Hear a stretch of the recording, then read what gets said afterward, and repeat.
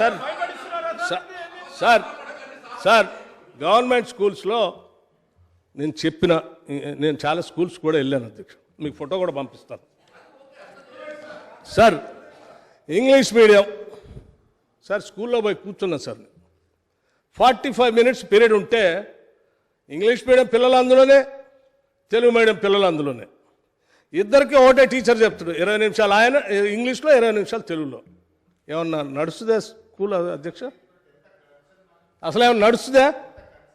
కాదండి. నేను కూర్చున్న క్లాస్లో ఏమంటే ఇంగ్లీష్ మీడియం వాళ్ళకి ఇంగ్లీష్ మీడియం టీచర్ చెప్పాలా, తెలుగు అయినా తెలుగు. 45 నిమిషాలు పీరియడ్ చెప్పే స్కూల్లో 20 నిమిషాలు వీళ్ళకి, 20 నిమిషాలు వాళ్ళకి ఒకటే క్లాస్లో కూర్చోబెట్టి చెప్తే ఏం విద్యా బోధన? మళ్ళీ బయటికి మాత్రం మనం బ్రహ్మాండంగా ఇంగ్లీష్ మీడియం పెట్టాం. ఎందుకు? You to recruit the staff.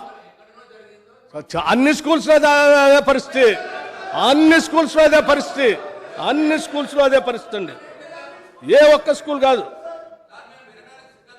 Sir. Nearing about 8,000 schools single teacher స్కూల్తో బాధపడతాం sir. We have to understand that sir. Single teacher 1 నుంచి 5వ తరగతి వరకు ఒకటే టీచర్ చెప్పాలంటే ఎన్ని గంటలు చెప్పాలి సార్? రోజుకి 45-46 గంటలు చెప్పాలి. ఆయన ఉన్నదే 24 గంటలు. ఎడ చెప్తాడండి? మీరు అర్థం చేసుకోవాలి కదా. మన సంపద మన వనరుల కోసమే ఖర్చు పెట్టాలి కదా. ఇమ్మీడియట్గా నేనేమంటున్నానంటే కార్పొరేట్ స్కూల్స్ సంబంధించి మేము అనలేదు అంటున్నారు. సరే, మీరు అనలేదు అన్న దానికి రేపెల్లుండి సభ కూడా జరుగుతుంది, నేను తీసుకొని చూపిస్తాను మీకు. దాంతోపాటు ఇప్పుడు I'm also making a small suggestion to the government. Corporate schools వలన ఈరోజు రాష్ట్రంలో చైన్ ఆఫ్ స్కూల్స్ వాళ్ళు పెట్టి మొత్తం విద్యని ఒక పెద్ద మాఫియా యాక్టివిటీ లాగా చేశారు. ఫీజు నియంత్రణ లేదు. పేద మధ్యతరగతి కుటుంబాలు విపరీతంగా బాధపడుతున్నాయి. కనీసం ఆ ఫీజు అని కంట్రోల్ చేయండి. మీరు ఈ చైన్ ఆఫ్ స్కూల్స్ కంట్రోల్ చేస్తే అన్ఎంప్లాయిడ్ యూత్ చాలామంది ఎవరెవరి ప్రాంతాల్లో వాళ్ళైనా ఎడ్యుకేషన్ ఇన్స్టిట్యూషన్స్ పెట్టుకొని బతుకుతారు. ఒక కార్పొరేట్ స్కూల్స్కి ఇద్దరికి చైతన్య నారాయణ గొప్ప చెప్పే బదులు మీరు కంట్రోల్ చేయండి. ఒక స్కూలు 2 స్కూల్ కంటే ఎక్కువ పెట్టడానికి లేదని నియంత్రణ చేయండి. మీ పారామీటర్స్ ప్రకారం అసలు వాళ్ళ బిల్డింగ్లు ఉన్నాయో చూడండి. ప్లే గ్రౌండ్ ఉండదు, ఏమి ఉండదు. అపార్ట్మెంట్స్లో కుక్కి చెప్తా ఉంటారు. దాని మీద నియంత్రణ లేదు. దయచేసి ఆ పని చేయండి. చాలామంది ఈ మధ్య సూసైడ్ కూడా చేసుకున్నారు అధ్యక్ష. నారాయణ స్కూల్లో చేసుకున్నా, చైతన్య స్కూల్లో చేసుకున్నా. ప్రెజర్ విపరీతంగా పెరుగుతాం. చాలా సంతోషం సార్. వారు కూడా చెప్పారు, వీరు కూడా చెప్తున్నారు.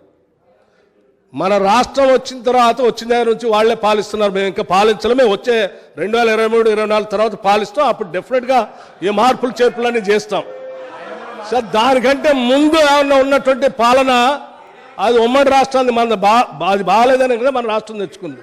ఇంకా దాంతోనే కంపేర్ చేసుకుంటే ఎట్లా? నేను ఆడకూర్చొనే బిల్లు పెట్టినా సార్.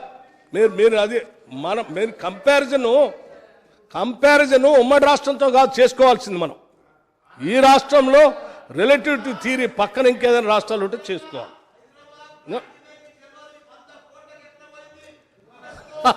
అది కూడా చెప్తా అన్నా. మల్లారెడ్డి గారు లాంటి వాళ్ళు, మీలాంటి వాళ్ళు కొనుక్కోవటం తప్ప సామాన్యులు ఎవడు ఇల్లు కట్టుకునే పరిస్థితి కూడా లేదు ఈరోజు. అధ్యక్ష, గౌరవనీయులు సహచర శాసనసభ్యులు బిగాల గణేష్ గారు, ఉడతల సతీష్ కుమార్ గారు, దుద్దిల్ల శ్రీధర్ బాబు గారు, అక్బరుద్దీన్ ఓవైసీ గారు, నన్నపనేని నరేందర్ గారు, ఈటెల రాజేందర్ గారు అందరూ కూడా ఈ డిమాండ్స్ మీద ప్రసంగించినందుకు ముందుగా వారికి నేను ధన్యవాదాలు తెలియజేస్తా ఉన్నా అధ్యక్ష. వారు చాలా విషయాలు చెప్పారు అధ్యక్ష. నేను దాదాపు 6 సబ్జెక్టుల మీద మాట్లాడాలి అధ్యక్ష. 6 సబ్జెక్టుల మీద వివరణ ఇవ్వాలి, సమాధానం ఇవ్వాలి. దయచేసి తమరు కూడా సహకరించాలని విజ్ఞప్తి అధ్యక్ష. అధ్యక్ష, భారతదేశంలో వ్యవసాయం తర్వాత అంతమందికి ఉపాధి కల్పించే రంగం చేనేత రంగం అధ్యక్ష. చేనేత మరియు జౌలి రంగం.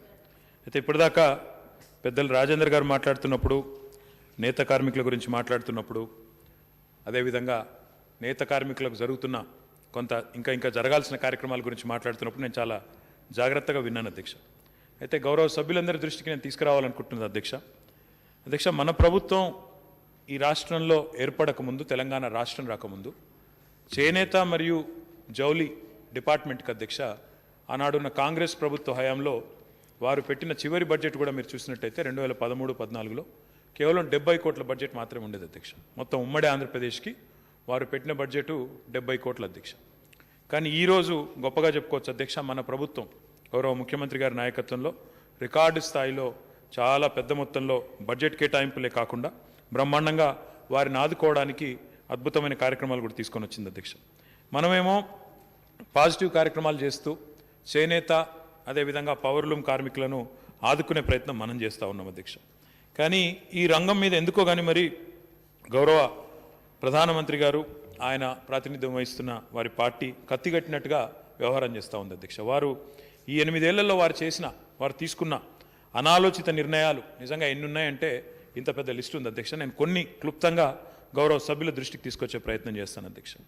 అధ్యక్ష, ప్రధానమంత్రి గారి కంటే ముందు, ప్రస్తుతం ఉన్న ప్రధానమంత్రి గారి కంటే ముందు 14 ప్రధానమంత్రులు ఈ దేశంలో పనిచేసినారు అధ్యక్ష. కానీ ఏ ప్రధానమంత్రి కూడా చేయని ఒక ఆలోచన మరి ఈ ప్రధానమంత్రి గారు చేసినారు అధ్యక్ష. వారు చేనేత ఉత్పత్తుల మీద 5% పన్ను విధించాలనే ఒక నిర్ణయాన్ని తీసుకోవడమే కాకుండా ఎన్నిసార్లు ఎంతమంది చెప్పినా లక్షల ఉత్తరాలు రాసినా ఇంతవరకు ఉలుకు పలుకు లేకుండా ఉండడం నిజంగా కూడా చాలా శోచనీయం అధ్యక్ష. అధ్యక్ష, 5% పన్నేయడమే కాదు, ఈ మధ్యన వార్తలు వస్తూ ఉన్నాయి అధ్యక్ష. 5% సరిపోదు, 12%కు పెంచాలి, చేనేత కార్మికులను సావగొట్టాలి అనే ఆలోచన కూడా వారు చేస్తున్నట్టుగా వినబడతా ఉంది అధ్యక్ష. వారు విరమించుకొని ఇకనైనా ఈ 5% పన్నును విరమించుకొని దాన్ని జీరో చేసి గతంలో ఉన్న సాంప్రదాయాన్ని కొనసాగించాలని మళ్ళొక్కసారి మా గౌరవ సభ్యులందరి తరపున, రాష్ట్రంలోని చేనేత కార్మికుల తరపున కేంద్ర ప్రభుత్వానికి హృదయపూర్వకంగా నేను విజ్ఞప్తి చేస్తూ ఉన్నాను అధ్యక్ష. అధ్యక్ష, వారు ఎన్ని తప్పుడు నిర్ణయాలు చేసినారంటే ఆల్ ఇండియా హ్యాండీక్రాఫ్ట్స్ బోర్డు అని ఉంటుంది అధ్యక్ష, ఆర్టిజన్స్ కోసం, కళాకారుల కోసం, దాన్ని రద్దు చేశారు. అదే మన 7th జూలై నాడు 2020 నాడు రద్దు చేసినారు అధ్యక్ష.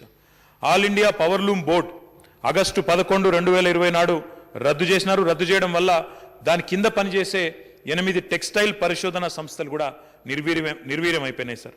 అధ్యక్ష, ఆల్ ఇండియా హ్యాండ్లూమ్ బోర్డు రద్దు. ఆల్ ఇండియా జూట్ బోర్డు యొక్క స్థానిక కార్యాలయం ఇక్కడ ఉండేది హైదరాబాద్లో, దాన్ని కూడా ఇక్కడ నుంచి తొలగించినారు అధ్యక్ష.